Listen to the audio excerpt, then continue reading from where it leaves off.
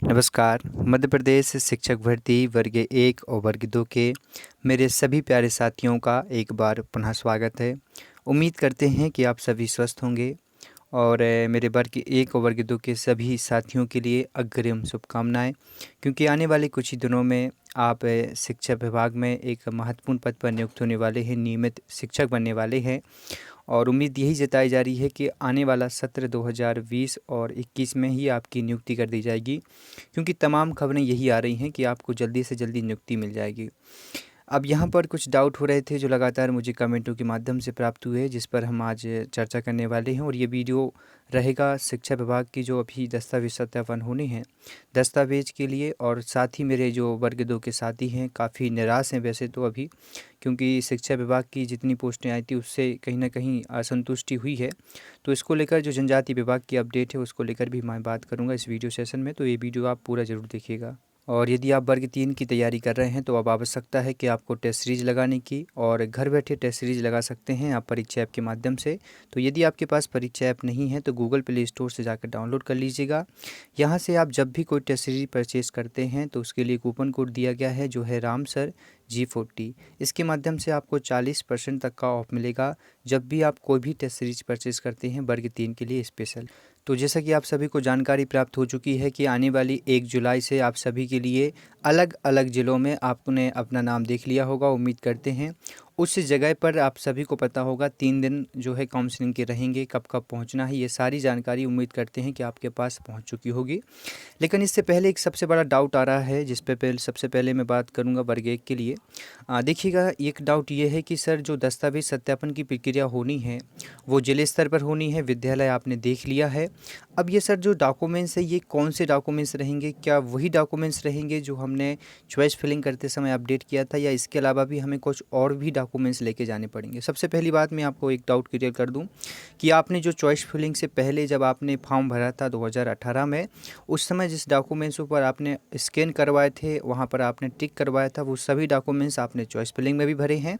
और उन्हीं दस्तावेज़ों का आपको 3 कॉपी बनाना है। ध्यान दीजिएगा, 3 फ़ोटोकॉपी के आपको सेट बनाने हैं, और 3 फ़ोटोकॉपी सेट के अलावा एक आपको ओरिजिनल दस्तावेज़ रखना है।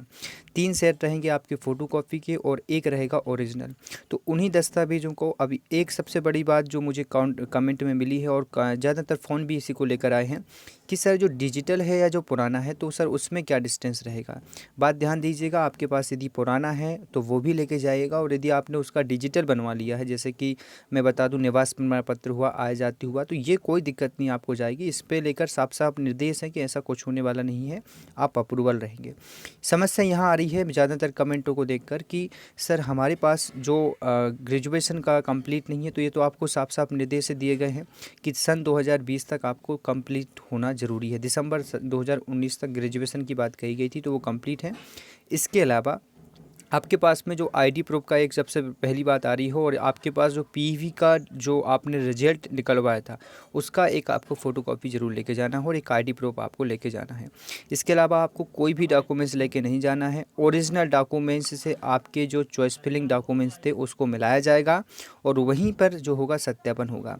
बाहर होने के चांस कब बनते हैं? जब आपका कोई डॉक्यूमेंट्स फर्जी होता है, या इसके उपरांत यदि आपने किसी भी डॉक्यूमेंट्स को गलत तरीके से बनवाया है, जैसे कि आरक्षण का लाभ लेने के लिए आपने, जैसे कि आप किसी भी कैटेगरी में नहीं आते हैं और आपने ज़बरदस्ती फॉर्म भरा लिया या कुछ भी करा लिया है, और उसके बाद आपने सारा कुछ कर लिया और आप डॉक्यूमेंट्स को लेकर परेशान हो रहे हैं, तो ये गलत है, और इसको लेकर आप बाहर भी किए जा सकते हैं कानूनी कार्रवाई के साथ में।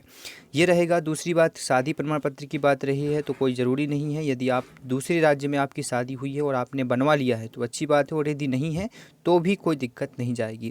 और एक बात और है, कई डॉक्यूमेंट्सों को लेकर एक त्रुटियाँ और हो रही हैं, मैं बता दूं। पहली बात ये कि आपका जो चयन होना है वो जिला शिक्षा अधिकारी के समक्ष और संभाग के जो संयुक्त होंगे उनके मध्य होना है। तो एक बात और निर्देश में कही गई थी, मैंने आपको शायद बताया था कि यदि किसी ऐसी समस्या से कोई अभ्यर्थी ग्रसित होता है, कोई दस्तावेज कमी होती है, तो वहाँ पर जो अधिकारीगण रहेंगे उनके समक्ष उस विषय पर चर्चा की जाएगी कि क्या करना चाहिए।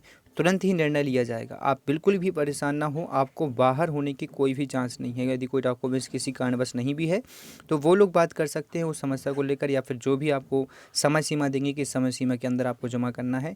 लेकिन बाहर होने के ऐसे डॉक्यूमेंट्स को लेकर जो सामान्य सी गलती से ग्रसित हैं, ऐसा कुछ भी आपको परेशान होने की ज़रूरत नहीं है। चलिए, तो ये रहा वही डॉक्यूमेंट्स आपको ध्यान रखना है जो चॉइस फिलिंग करते समय आपने भरे थे।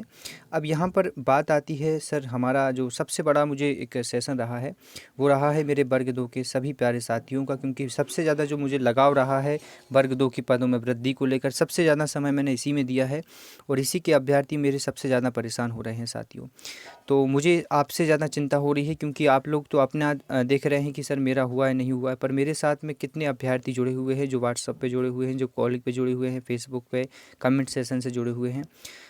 मैंने लास्ट टाइम बात हुई थी आज से 3 दिन पहले, मैंने जनजाति विभाग में जब कॉल किया था तो वहाँ पर अपडेट लेने की बात कही कि शिक्षा विभाग में जनजाति विभाग ने अभी फ़िलहाल वर्ग 1 का शेड्यूल जब जारी किया था तब मैंने बात की। तो उनका ये कहना है कि हमारी जो प्लानिंग है, हमारी जो योजना है वो यही है कि वर्ग 1 और वर्ग 2 के साथ में ही किया जाएगा, वर्ग 2 का। तो उनका यही कहना है कि आने वाले कुछ ही दिनों में, उनका सब साफ ये है कि मैंने जो है इनका रोस्टर जो है सब कुछ तैयार हो चुका है। विषयवार वर्ग 2 की जनजाति विभाग के पदों का विवरण भी उन्होंने तैयार कर लिया है।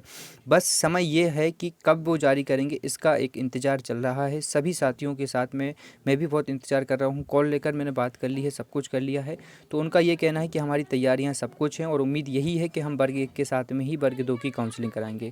तो रोस्टर भी बहुत जल्दी आने वाला है, बस थोड़ा सा आपको इंतज़ार करना पड़ेगा साथियों।